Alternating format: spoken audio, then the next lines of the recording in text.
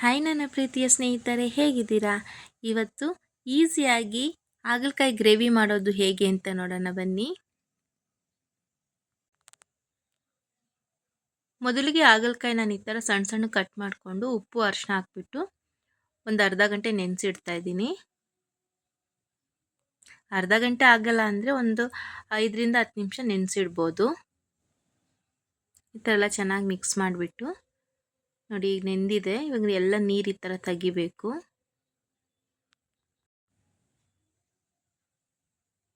ನೀಟಾಗಿ ಎಲ್ಲ ಗಟ್ಟಿಯಾಗಿ ಈ ಥರ ಹಿಂಡಿ ತಕ್ಕೊಬಿಡ್ಬೇಕು.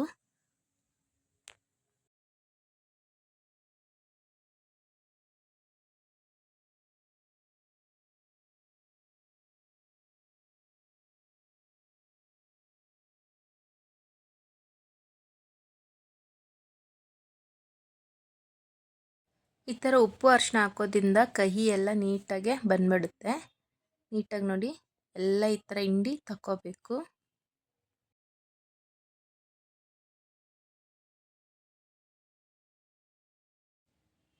ಈ ಥರ ಎಲ್ಲ ತೆಗೆದ್ಮೇಲೆ ಮತ್ತೆ ಅದು ಇನ್ನೊಂದ್ಸಲಿ ನೀರು ಹಾಕ್ಬಿಟ್ಟು ಚೆನ್ನಾಗಿ ತೊಳಿಬೇಕು.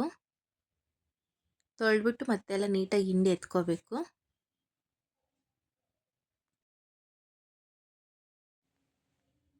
ಈಗ ಒಂದು ಬಾಣಲಿಯಲ್ಲಿ 2ರಿಂದ 3 ಸ್ಪೂನಷ್ಟು ಎಣ್ಣೆ ಹಾಕ್ಕೋತಾ ಇದ್ದೀನಿ.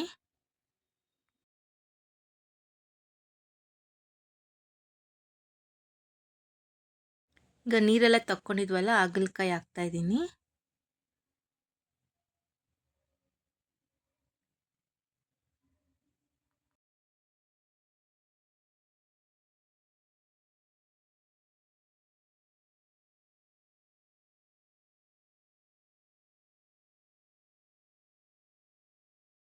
ಹಾಕ್ಬಿಟ್ಟು ಎಲ್ಲ ಒಂದ್ಸಲಿ ಚೆನ್ನಾಗಿ ಫ್ರೈ ಮಾಡ್ಕೊಳ್ಳೋಣ. ಈ ಥರ ಸ್ವಲ್ಪ ಚೆನ್ನಾಗಿ ಎಣ್ಣೆಲೆ ಬಾಡಿಸ್ಕೋಬೇಕು ನೀಟಾಗೆ.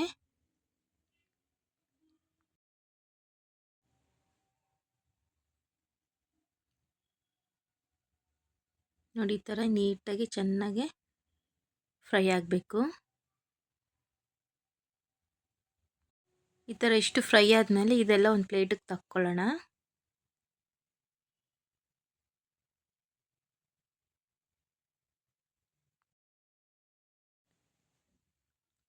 ಈಗ ಅದೇ ಬಾಣಲಿಗೆ 1 ಸ್ಪೂನಷ್ಟು ಎಣ್ಣೆ ಹಾಕ್ಕೋತಾ ಇದ್ದೀನಿ. 1 ಸ್ಪೂನಷ್ಟು ಧನಿಯಾ ಬೀಜ ಹಾಕ್ಕೋತಾ ಇದ್ದೀನಿ.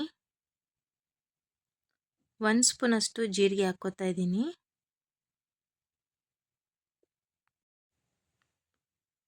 ಕಡಲೆಬೇಳೆ 1 ಸ್ಪೂನ್ ಹಾಕ್ಕೋತಾ ಇದ್ದೀನಿ. ಉದ್ದಿನಬೇಳೆ 1 ಸ್ಪೂನ್ ಹಾಕ್ಕೋತಾ ಇದ್ದೀನಿ. ಹಾಕ್ಬಿಟ್ಟು ಚೆನ್ನಾಗಿ ಒಂದ್ಸಲಿ ಫ್ರೈ ಮಾಡ್ಕೊಳ್ಳೋಣ.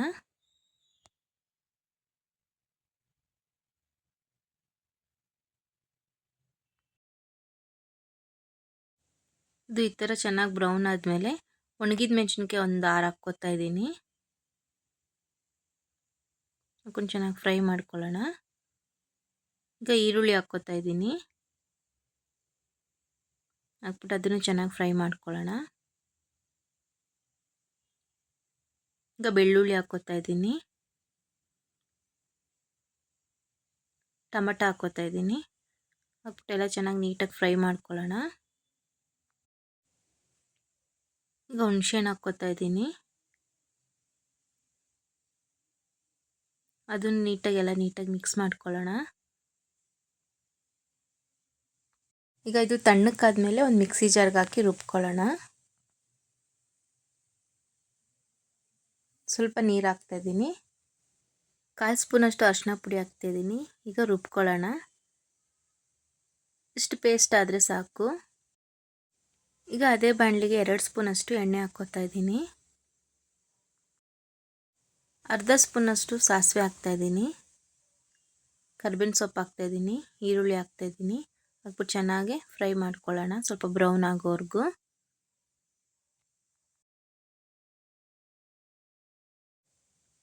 ಸ್ವಲ್ಪ ಚೆನ್ನಾಗಿ ಈ ಥರ ಬ್ರೌನ್ ಆದಮೇಲೆ ಅದಕ್ಕೆ ಹಾಗಲಕಾಯಿ ಫ್ರೈ ಮಾಡಿದ್ವಲ್ಲ ಅದನ್ನು ಕೂಡ ಹಾಕ್ತಿದ್ದೀನಿ. ಹಾಕ್ಬಿಟ್ಟು ಮತ್ತೊಂದ್ಸಲ ಎಲ್ಲ ನೀಟಾಗಿ ಮಿಕ್ಸ್ ಮಾಡಿ ಚೆನ್ನಾಗಿ ಫ್ರೈ ಮಾಡ್ಕೋಬೇಕು. ಈ ಥರ ಮಾಡೋದ್ರಿಂದ ಕಹಿ ಅಂತೂ ಇರೋದೇ ಇಲ್ಲ, ತುಂಬ ಚೆನ್ನಾಗಿರುತ್ತೆ. ಈ ಥರ ಚೆನ್ನಾಗಿ ಫ್ರೈ ಆದಮೇಲೆ ನಾವು ರುಬ್ಕೊಂಡಿದ್ವಲ್ಲ ಮಸಾಲ, ಅದನ್ನು ಹಾಕ್ಬಿಟ್ಟು ಮತ್ತೆ ಮಿಕ್ಸ್ ಮಾಡ್ಕೊಳ್ಳೋಣ ನೀಟಾಗೆ. ಈಗ ನೀರು ಎಷ್ಟು ಬೇಕು ಹಾಕ್ಕೊಂಡು ರುಚಿಗೆ ತಕ್ಕಷ್ಟು ಉಪ್ಪು ಹಾಕ್ಕೊಳ್ಳೋಣ. ಹಾಕ್ಬಿಟ್ಟು ಮತ್ತೆ ಎಲ್ಲ ನೀಟಾಗಿ ಮಿಕ್ಸ್ ಮಾಡ್ಕೊಳ್ಳೋಣ. ಚಪಾತಿಗೆ ಬೇಕು ಅಂದರೆ ಗಟ್ಟಿ ಮಾಡ್ಕೋಬೋದು, ಮುದ್ದೆಗೆ ರೈಸ್ಗೆಲ್ಲ ಬೇಕಂದರೆ ಸ್ವಲ್ಪ ನೀರು ಜಾಸ್ತಿ ಹಾಕ್ಕೋಬೋದು. ಇಲ್ಲ ನಾನು ಮೀಡಿಯಮಾಗಿ ಹಾಕ್ಕೊಂಡಿದ್ದೀನಿ.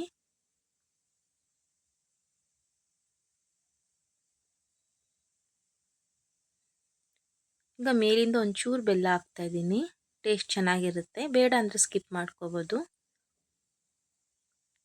ಈಗ ನೀಟಾಗಿ ಮಿಕ್ಸ್ ಮಾಡಿಬಿಟ್ಟು ಒಂದೆರಡು ಕುದಿ ಬಂದರೆ ಹಾಗಲಕಾಯಿ ಗ್ರೇವಿ ರೆಡಿ ಆಗಿದೆ. ಸರ್ವಿಂಗ್ ಬೌಲ್ಗೆ ಹಾಕ್ಕೊಳ್ಳೋಣ. ನೋಡಿ, ನೋಡಲಿಕ್ಕೇ ಎಷ್ಟು ಚೆನ್ನಾಗಿದೆ. ಮುದ್ದೆಗೆ, ರೈಸ್ಗೆ, ಚಪಾತಿಗೆ, ದೋಸೆಗೆ ಎಲ್ಲ ತುಂಬಾ ಚೆನ್ನಾಗಿರುತ್ತೆ. ನೀವು ಮನೇಲಿ ಟ್ರೈ ಮಾಡಿ, ಖಂಡಿತ ಇಷ್ಟ ಆಗುತ್ತೆ. ಇಷ್ಟ ಆಗಿದರೆ ಲೈಕ್ ಮಾಡಿ, ಶೇರ್ ಮಾಡಿ, ಕಮೆಂಟ್ ಮಾಡಿ ಮತ್ತು ಸಬ್ಸ್ಕ್ರೈಬ್ ಮಾಡಿ. Thank you friends.